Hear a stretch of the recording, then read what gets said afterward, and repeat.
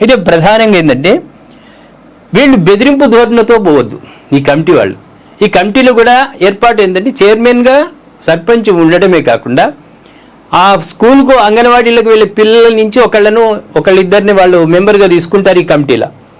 అదేవిధంగా school science మాస్టర్ను ఆయనను కూడా ఒక మెంబర్గా తీసుకోవడం, అట్లే రిటైర్డ్ టీచర్ను కూడా తీసుకొని మొత్తం 11 మందిని ఒక ప్యానెల్గా ఏర్పాటు చేసి ఈ అంగన్వాడీ కేంద్రాలను తనిఖీకి, గ్రామంలోనే ఉంటారు, సర్పంచులు ఉంటారు, అంగన్వాడీ కేంద్రాలు గ్రామంలోనే ఉంటాయి కాబట్టి నిరంతరాయంగా వాళ్ళు తిరుగుతూ ఏది అందుతుంది అందడం లేదు, లేకుంటే ఏదైనా సమస్య వచ్చిందంటే వెంటనే పై అధికారులకు, సర్పంచ్ చైర్మన్ కాబట్టి ఆయనకు అధికారం ఉంటుంది, ఇమీడియట్లీ ఫోన్ చేసి ఇది అవసరం ఉందని ఆదేశించేటువంటి అవకాశాలు కూడా ఉంటాయి.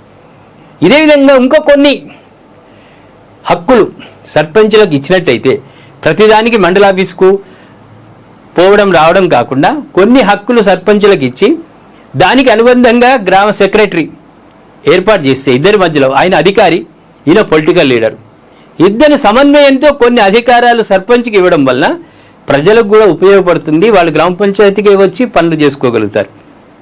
ఇప్పుడు కుల సర్టిఫికెట్లు ఉంది, ధృవీకరణ పత్రం ఎంఆర్ఓ ఆఫీస్కి వెళ్లాల్సిన పరిస్థితి లేకుండా గ్రామ పంచాయతీలోనే ఆన్లైన్ విధానం అయిపోయింది. ఇప్పుడు ఎక్కడ కూడా లిఖితపూర్వకం లేదు, ఆన్లైన్లో ఉంది కాబట్టి వీళ్ళని తప్పు చేసినా కూడా పై అధికారులు ఈజీగా గుర్తుపట్టే అవకాశం ఉంటాయి.